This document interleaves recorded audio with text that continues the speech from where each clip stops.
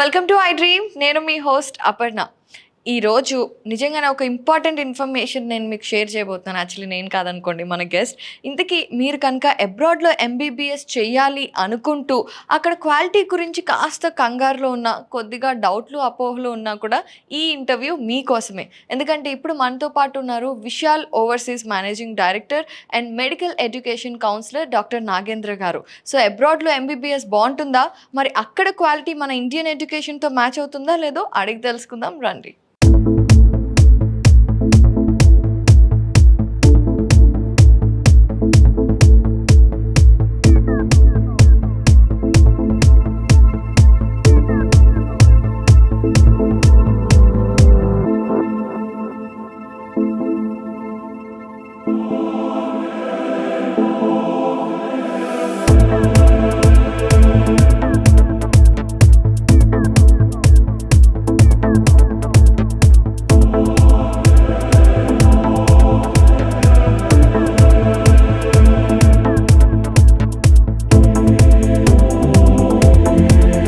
నమస్తే నాగేంద్ర గారు.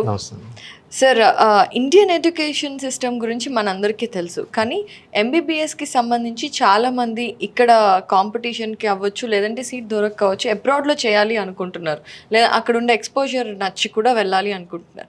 కానీ ఒకప్పుడు అయితే, అంటే రీసెంట్గా ఒక ఫ్యూ ఇయర్స్ బ్యాక్ కూడా మనకి ఉండే ఎగ్జామినేషన్ ఏదైతే ఎంట్రన్స్ ఎంసీఐ ఉంటుందో, స్క్రీనింగ్ టెస్ట్, అది చాలా వరకు కూడా 10 to 15% మాత్రమే పాస్ అయ్యే వాళ్ళని, అబ్రాడ్ నుండి వచ్చిన వాళ్ళకి సరిగ్గా క్వాలిటీ లేదని చాలా మంది అంటూ ఉంటారు. సో ఇప్పుడేమో నెక్స్ట్ పెట్టేశారు, అది వేరే విషయం. కానీ ఇప్పుడు వెళ్ళి అక్కడ చదువుకుంటే నెక్స్ట్ ఎగ్జామ్ని మన వాళ్ళు క్రాక్ చేయగలుగుతారా, అసలు అక్కడ ఎడ్యుకేషన్ సిస్టమ్ మన ఎడ్యుకేషన్ సిస్టమ్ లాగా పవర్ఫుల్గా ఉంటుందా అని చాలా మంది సందేహపడుతూ ఉంటారు.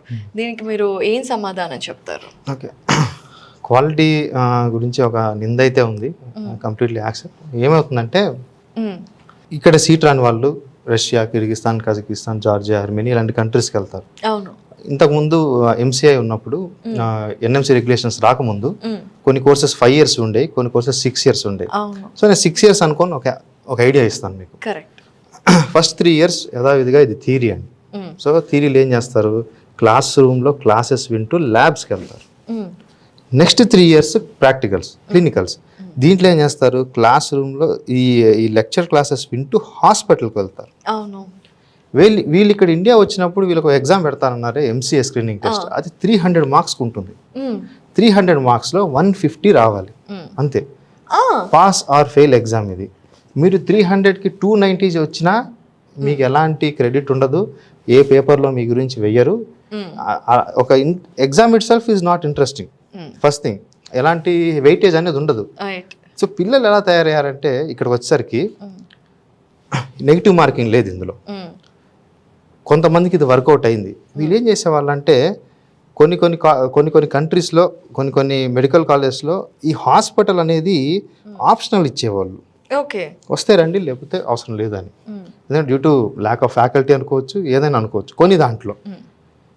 దానివల్ల ఏమవుతుందంటే, వీళ్ళు ఈ 150 వదిలేస్తారు, ఈ 150కే ప్రిపేర్ అవుతారు. ఈ 150కి ప్రిపేర్ అయ్యి వాళ్ళ మైండ్ సెట్ ఎలా ఉంటుందంటే, ప్రతి ఒక్కరు కూడా నేను ఎంసీఐ ఫెయిల్ అవుతానని భయం ఉండదు. 50% అడుగుతున్నారు, క్వాలిఫై అవ్వాలి. ఈ 150లో గట్టిగా ప్రిపేర్ అయితే నేను 130 కొడతాను, ఈ 150లో ఫ్లూక్లో పెట్టినా 20 తగలదా, రైట్, ఈ మైండ్ సెట్తో వెళ్ళే వాళ్ళే ఉంటారు. అంటే ఇది స్టూడెంట్ మైండ్ సెట్ వచ్చే. అండ్ ఇది కొంతమందికి వర్కౌట్ అయింది, సీనియర్సే చెప్పేవాళ్ళు. వాళ్ళ సీనియర్స్. అండ్ ఇప్పుడు ఈ 6th year తర్వాత వీళ్ళు ఇక్కడికి ఢిల్లీకి ఇలా కోచింగ్ సెంటర్కి వెళ్ళేవాళ్ళు కదా. మరి కోచింగ్ సెంటర్స్ ఏం చేస్తాయి, number of FMGs, passing rate ఇంత అని వాళ్ళు ప్రమోట్ చేసుకుంటారు. వాళ్ళేంటి పాసింగ్ మీద కాన్సన్ట్రేట్ చేసేవాళ్ళు కదా. వాళ్ళు కూడా ఈ USW ఫస్ట్ ఎయిడ్ లాగా ఒక బుక్ ఇచ్చేవాళ్ళు, ఇందులో చదువుకోండి, ఇందులోనే వస్తున్నాయని. ఆ 150లో కొంతమందికి వచ్చాయి నిజంగానే, 130 ఫ్లూక్లో తగిలి. అప్పుడప్పుడు ఎగ్జామ్ టఫ్ ఇచ్చాడు అనుకోండి, వీళ్ళు అనుకున్న స్కోర్ 100కి వస్తుంది, ఫ్లూక్లో 50 తగలవు. సో ఆ 10 to 15% ఎవరైతే పాస్ అయ్యారో వాళ్ళు క్లినికల్ కూడా ప్రిపేర్ అయిన పిల్లలు వాళ్ళు. ఇది మెయిన్ దాని మీద. కానీ ఇప్పుడు ఇలాంటి సిస్టమ్ లేదండి. ఇండియన్ స్టూడెంట్కి, అబ్రాడ్ స్టూడెంట్కి ఒక కామన్ ప్లాట్ఫామ్ ఇచ్చారు. We should be thankful to national medical commission. ఈ నెక్స్ట్ అనే ఎగ్జామే మనకు ప్లాట్ఫామ్ అనమాట. ఇంట్రెస్టింగ్ థింగ్, ఈ నెక్స్ట్లో 90% క్వశ్చన్స్ ఏదైతే మనం నెగ్లెక్ట్ చేశారో అక్కడ నుంచే వస్తున్నాయి. క్లినికల్ నుంచి 90% వస్తుంది. Which is actually useful also. అంటే మనకి ఇప్పుడు డాక్టర్ అనేవాడు క్లినికల్ ఎక్స్పీరియన్స్ తో వస్తేనే మనకి లాభం కదా. ఎస్, అందుకే మనం ఏం చేయాలంటే క్లినికల్ బాగుండాలని చెప్పేసి మన హాస్పిటల్స్ ఎక్కడైతే స్ట్రాంగ్గా ఉన్నాయో అక్కడ చూస్ చేసుకోవాలి. ఒక ఎగ్జాంపుల్ ఇస్తాను చూడండి. ఇప్పుడు గుంటూరు, విజయవాడ, తిరుపతి తీసుకున్నాను, రైట్? గుంటూరులో పాపులేషన్ ఎంత 10 lakhs, విజయవాడలో 25, తిరుపతి 25. ఇక్కడ ఉన్న ఏకైక medical college GMC, Guntur medical college. ఇక్కడేమో సిద్ధార్థ, ఇక్కడేమో ఎస్వియు. అలాగా ఈ పాపులేషన్కి 1-2 మెడికల్ కాలేజ్ ఉండటం వల్ల పేషెంట్లు అంతా అటే వస్తారు టీచింగ్ హాస్పిటల్స్కి. ఇవన్నీ ఎప్పుడైతే ఈ 10 lakh పాపులేషన్స్కి ఒక 5 టీచింగ్ హాస్పిటల్స్ ఉన్నాయి, 5 మెడికల్ కాలేజ్ ఉంటే ఇంత ఎక్స్పోజర్ రాదు. సేమ్ ఇదే టెక్నిక్ అబ్రాడ్లో అప్లై చేయాలి. ఇది అప్లై చేసినప్పుడు నాకు రష్యా కంటే ఇంకో దేశం దొరకలేదు. రష్యా సేమ్ ఇలానే ఉంది. అన్ని గవర్నమెంట్ మెడికల్ యూనివర్సిటీస్ అక్కడ వచ్చేసరికి ఆ పాపులేషన్కి అదే. సో ఇంకో 2-3 మెడికల్ కాలేజ్ లేవన్నమాట అక్కడ. హార్డ్లీ 2, మ్యాక్సిమం 1 ఉంటుంది. ఎలా ఉన్నాయంటే ఇప్పుడు నేను చేస్తున్నాను వెరోనీస్ స్టేట్ మెడికల్ యూనివర్సిటీ అని, 13 lakh పాపులేషన్. అది ఒకటే ఒక medical university, Voronezh state medical university. 29 government clinics ఉన్నాయి. All these clinics have to be handled by students of Voronezh state medical university. Pure exposure కదా. అండ్ ఇంకోటి వచ్చేసరికి ఇవన్నీ కాకుండా నేనేం చేస్తున్నా నా తరపున, నేను ఒక 10 years నుంచి ఈ ఇంటర్నేషనల్ మెడికల్ గ్రాడ్యుయేట్స్ని ట్రైనింగ్ చేస్తున్న కోచింగ్ ఇన్స్టిట్యూట్ టైఅప్ అయ్యాం. We got a team of doctors now. మేమేం చేస్తున్నామంటే ఇప్పుడు ఇది జూన్ అండి, సెప్టెంబర్లో అడ్మిషన్స్ ఓపెన్ అవుతాయి. అంటే మనం జూలై, ఆగస్టు, సెప్టెంబర్ దాదాపు ఖాళీ కదా. ఈ ఖాళీగా ఉండకుండా ఈ ఫస్ట్ ఇయర్లో ఏదైతే ఫస్ట్ సెమిస్టర్ సబ్జెక్ట్ ఉందో నేను ఇక్కడే అడ్వాన్స్గా వీళ్ళకి ఫౌండేషన్ ఇప్పిస్తున్నా. సో దట్ అక్కడికి వెళ్ళిన తర్వాత అడాప్టేషన్ టైం పట్టదు. ఇప్పుడు సపోజ్ ఫస్ట్ ఇయర్ అనాటమీ అనే సబ్జెక్ట్ ఉందని, దీన్ని 2 సెమిస్టర్లుగా చెప్తారు. నేను ఇక్కడ ఒక సెమిస్టర్ చెప్పించి పంపిస్తాను ఇక్కడ మన ప్రొఫెసర్ల చేత. సో దట్ వాళ్ళు ఎంటర్ అయినప్పుడు they will be familiar with the subject, కండిషన్స్కి అడాప్ట్ చేసే పని ఉండదు. అలాగా ఈ 6 yearsకి నేను అలా కోచింగ్ ప్లాన్ చేసుకున్నాను నెక్స్ట్ అనే ఎగ్జామ్కి. సో ఇప్పుడు వీళ్ళు ఫస్ట్ ఇయర్ తర్వాత వీళ్ళకి హాలిడేస్ ఉంటుంది కదా, ఇండియాకి వచ్చినప్పుడు ఇక ఇన్-పర్సన్ క్లాసెస్ ఉంటాయి. అలాగా 6th year అయిపోయేసరికి నాకు నెక్స్ట్ ఎగ్జామ్ కోచింగ్ కూడా అయిపోవాలి. బట్ ఒక కండిషన్. ఇప్పుడు చూడండి, మీరు బాహుబలి సినిమా చూసారు. బాహుబలి సినిమా చూసిన తర్వాత ఆ బుక్ ఇస్తే ఆ విజన్ మీరు మ్యాచ్ చేయగలరు కదా. అంటే ఆ సీన్ రాగానే మీరు విజన్ మ్యాచ్ చేయగలుగుతారు. ఎంతసేపు నేను మీకు సినిమా చూపించకుండా బుక్ చదివిస్తే మీరు మ్యాచ్ చేయగలరా? అలా ఉంటుంది. నేను ఎంతసేపు నెక్స్ట్ కోచింగ్ ఇస్తే సరిపోదు, వాడికి అక్కడ క్లినికల్స్ కూడా ఉండాలి, క్లినికల్ ఎక్స్పీరియన్స్ ఉండాలి. అలా ఆ బేసిస్ మీద నేను సెలెక్ట్ చేసుకున్నాను యూనివర్సిటీస్ అని. ఓకే. సో బేసిక్ గా అంటే ఇప్పుడు మీరు చెప్పిన దాని ప్రకారం యూనివర్సిటీని సెలెక్ట్ చేసుకోవడంలో అది మీరు చెప్పారు కదండి, ఖచ్చితంగా clinical exposure at the most maximum ఎక్కడ దొరుకుతుందో ఆ యూనివర్సిటీని మనం సెలెక్ట్ చేసుకోవాలి. కొన్ని కండిషన్స్ ఉన్నాయి, పాపులేషన్స్, అక్కడ పాపులేషన్, అక్కడ ఎన్ని యూనివర్సిటీస్ ఉన్నాయి ఏంటి అన్ని చెక్ చేసుకొని మనం వెళ్ళాలి. Preferably government should be best అండి. గవర్నమెంట్ వచ్చేసరికి ఫండింగ్ ఇష్యూస్ ఉండవు. ప్లస్ అన్ని గవర్నమెంట్ కాబట్టి దోస్ ఆర్ నాట్ అఫోర్డబుల్, అందరు గవర్నమెంట్కి వెళ్తారు.